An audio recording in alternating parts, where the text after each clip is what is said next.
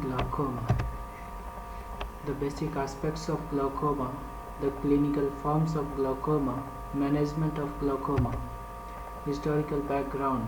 The modern understanding of glaucoma dates back to the mid-19th century, but this group of disorders apparently recognized by Greeks as early as 400 BC. What is glaucoma actually? Glaucoma appears as glaucosis, meaning bluish-green hue of the affected eye. It is a large group of disorders, so use the terms chronic open-angle glaucoma to specify the type of glaucoma, characterized by widely diverse clinical and histopathological manifestations.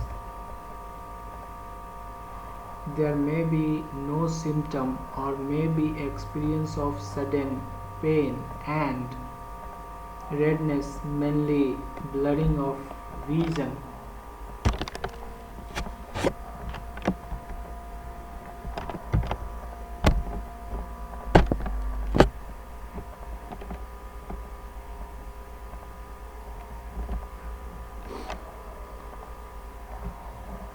Headache, nausea, and other visual conditions in glaucoma.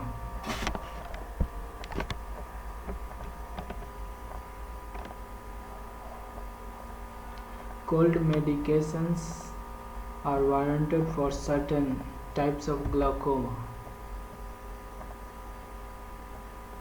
Glaucoma leads to blindness,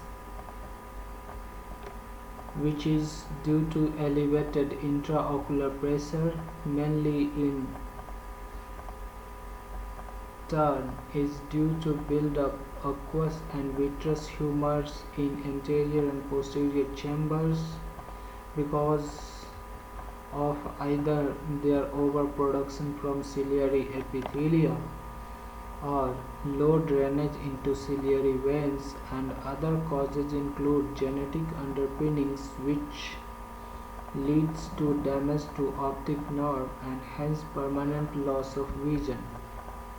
The common denominator of the glaucoma is a characteristic optic neuropathy which derives from various risk factors that include but not limited to increased intraocular pressure, elevated intraocular pressure, and altered aqueous humor dynamics, which is directly related to pressure increase, are only factors that can be controlled to prevent progressive glaucomatous optic neuropathy, which causes irreversible blindness if the condition is not diagnosed and treated properly. Understanding intraocular pressure, optic nerve, and visual field give you grasp and understanding on the understandings of glaucoma. What is the significance of glaucoma? Glaucoma is a leading cause of irreversible blindness and is common cause of bilateral blindness throughout the world. Open-angle glaucoma and angle-closure glaucoma are causes of bilateral blindness worldwide. Glaucoma is the second most common reason for ambulatory visits to ophthalmologists in the United States by Medicare beneficiaries. Glaucoma is more common in blacks and among persons 40 years of age or older, while cataracts are more common in the whites. Prevention of blindness from the glaucoma or management of glaucoma. Once the blindness of glaucoma has occurred, there is no known treatment that will restore the lost vision. In nearly all cases, however, blindness due to glaucoma is preventable, but this requires early detection and proper treatment. Appropriate treatment requires an understanding of the pathogenic mechanisms involved as well as the detailed knowledge of the drugs and operations that are used to control the intraocular pressure, and also the medical and surgical modalities that are used in the treatment of glaucoma. Treatment plan. The overall goal to managing all patients with glaucoma is to preserve visual function while maintaining the best possible quality of life in general. This goal can be achieved by preventing or slowing the progression of glaucomatous damage by lowering intraocular pressure to level at which further damage is minimal. When to treat. When the patient presents with established glaucomatous damage or dangerously high intraocular pressure, the indication to initiate treatment is usually clear. How to start the treatment? Initiating treatment involves establishing the target intraocular pressure range, selecting the appropriate medication, educating and instructing the patient, and establishing the efficacy and safety of the treatment at follow-up evaluations. Establishing the target pressure. The intraocular pressure target is based on the aesthetics of optic nerve head and other risk factors for progression. In most cases, reducing the intraocular pressure by 20 to 30% from baseline is recommended, which should result in a target intraocular pressure in the middle to high teens in millimeter of mercury for eyes with minimal damage. Example, cupping to the disc margin in one quadrant with early field loss, and the high single digits to low teens for eyes with advanced damage. Example, extensive cupping and field loss. Other risk factors that should be considered in the establishing the target pressure include the central corneal thickness, with thin corneas having been identified as a major risk factor for patients with ocular hypertension. Growing evidence suggests that vascular factors such as ocular ischemia and vasospastic disease may contribute to the pathogenesis and increase the risk for glaucoma, especially in normal tension glaucoma. Most patients who have ocular hypertension appear to do well without treatment. Pharmacokinetics of topical drugs. In using topical glaucoma medications, one should consider the basic pharmacokinetics, which deals with the absorption, distribution, metabolism, and elimination of any administered drug. The availability of these topically applied pharmacologic agents at the receptor site is influenced by drug kinetics in the conjunctival cul-de-sac, corneal and transconjunctival scleral penetration, and the distribution and rate of drug elimination within the eye. A schematic of anterior portion of the human eye, highlighting anatomy relevant to current glaucoma therapeutics. The aqueous humor is produced by ciliary body Uh, yes, this is the ciliary body. From the epithelia of ciliary body, aqueous humor is produced and secreted into the posterior chamber. These three arrows indicate that into the posterior chamber the fluid bathes and nourishes the crystalline lens. uh, this is the crystalline lens, and then circulates into the anterior chamber through the pupil, and there are two pathways. The fluid leaves the eye through the trabecular meshwork into the slime of canal. Trabecular outflow. This is the trabecular outflow. This arrow indicates the trabecular outflow, and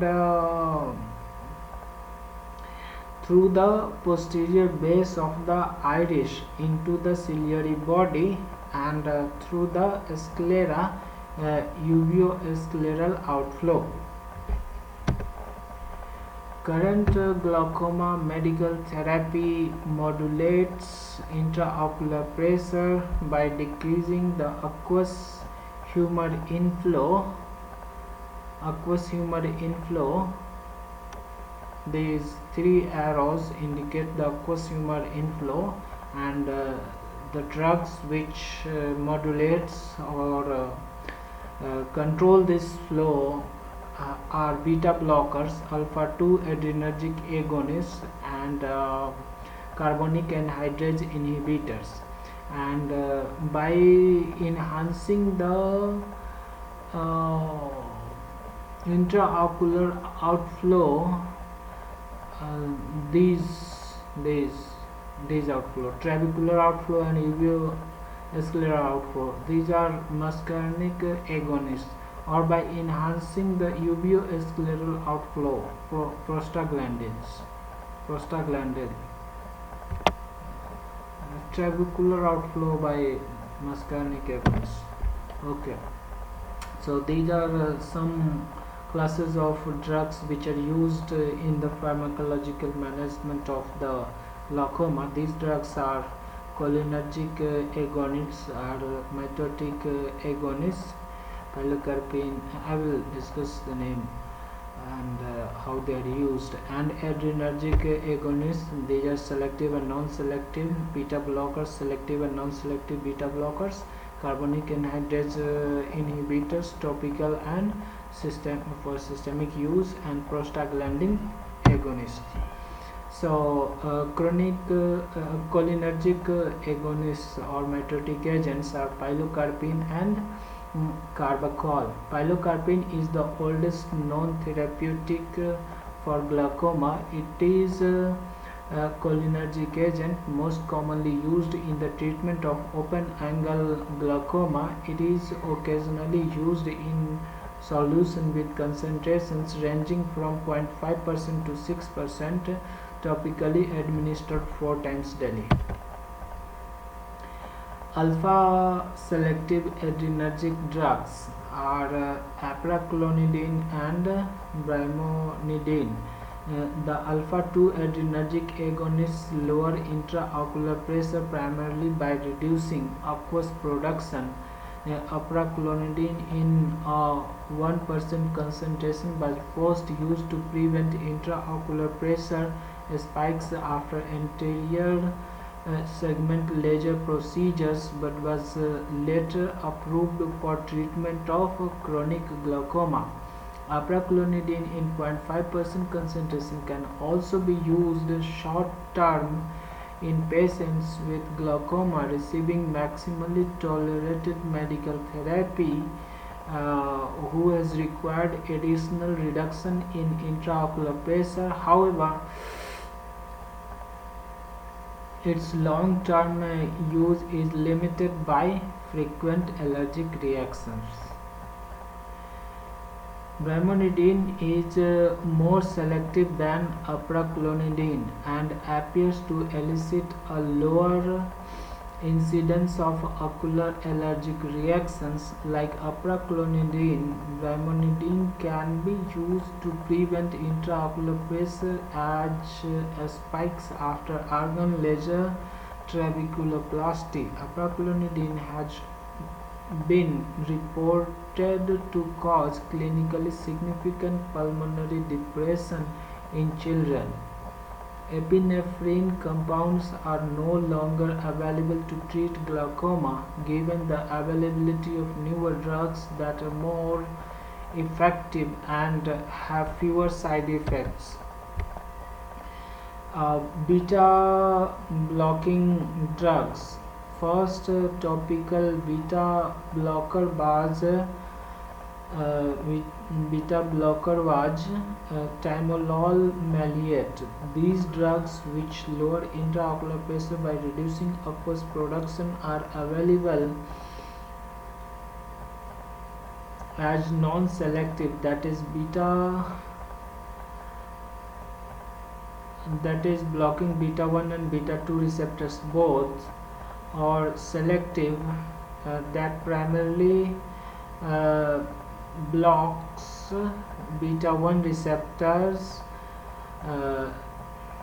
Concentrations agents. Concentrations of beta 1 blockers used in treating glaucoma range from 0.25% to 1% and are usually instilled once or twice per day. The beta 1 selective beta blockers, betazolol, causes fewer pulmonary and cardiovascular side effects, but it is less effective in lowering intraocular pressure than non-selective beta blockers. Carbonic anhydrase inhibitors. Carbonic anhydrase analog is the one like class of systemic medications that can be used topically and systemically, both for the treatment of glaucoma. These agents lower the intraocular pressure by reducing aqueous production through inhibition of carbonic anhydrase enzyme.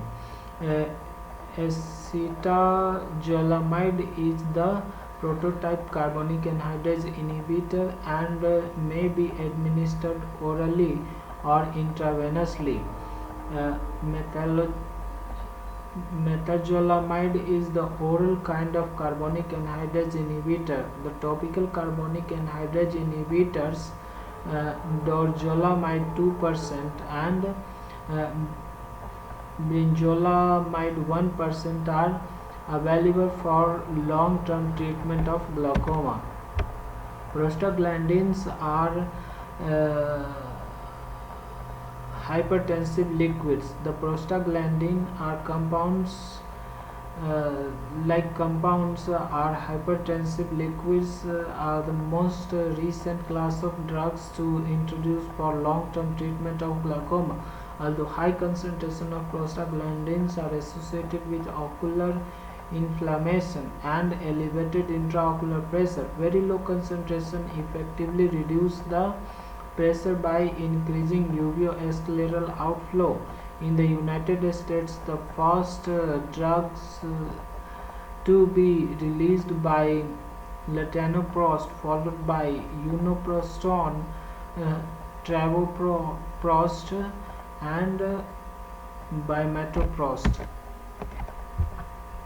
Administration of eye drops. Nasolacrimal occlusion for 5 minutes after installation of a drug has been shown to significantly reduce drug loss through tear ducts, with a marked reduction in systemic drug absorption and an increase in anterior chamber concentrations.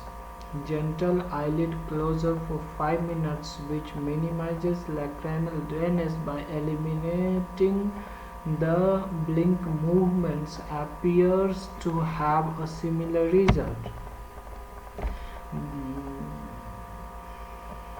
These are some techniques in instilling the eye drops. pinch the lower eyelid and pull it down to create a pocket. Figure A. In figure B, it is shown, place one drop of I drop into the pocket. In figure C, look down while bringing the lower lid up to touch the eye, and close the eye and apply the gentle pressure over the lacrimal sac, and close the eyes for 5 minutes, it is said, because if you will not blink your lids for 5 minutes, then minimal loss of the drugs will happen through the tear ducts. Okay, and so what are the reactions uh, to long-term use of topical agents? In figure A, topical appearance of cataract dermatitis of lids, which can occur with any glaucoma drug. In many cases, the reaction is related to preservative in the formulation. Preservative-free preparations, example timolol and pilocarpine, are available. In figure B, it is shown slit lamp view of follicular conjunctivitis. Palpebral follicles are present. Arrow indicates that. And in figure C and D, in most cases of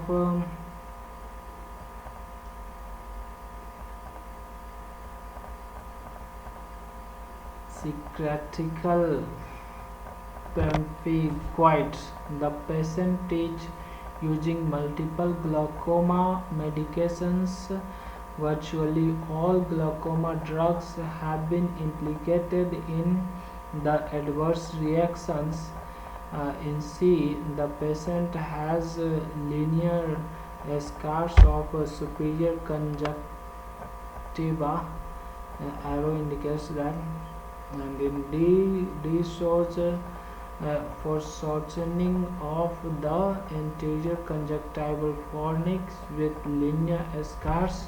Arrow shows this. Some key points.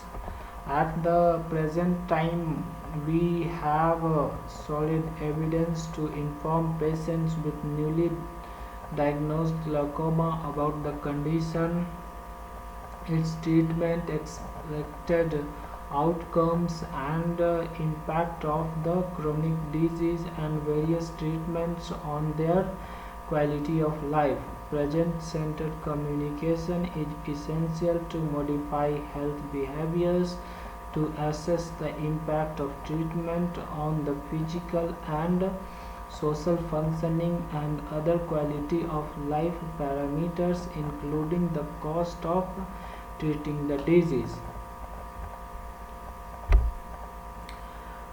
Relative elevation of intraocular pressure is the major causative risk factor for the development and progression of glaucoma. Target intraocular pressure should be established with minimal fluctuation over a 24-hour. Under glaucoma treatment, this initial target intraocular pressure may need to be reassessed if there is a glaucoma progression. Preventing progressive glaucomatous damage with the fewest medications in the lowest concentration needed to achieve the target intraocular pressure, and considering the patient's quality of life should be the goals of the therapy. Initiation or change of therapy with a uniocular trial can be helpful too, as a side effects and efficacy. patient-centered communication on the disease treatment, simplified medical regimen, possible drug side effects, and proper eye drop administration are essential for proper adherence to treatment. When medical treatment is ineffective initially, substitute rather than add medications, and stopping treatment equally may help to assess its continuing efficacy. When the glaucoma is not controlled medically, the physician should not hesitate to move on to surgical intervention.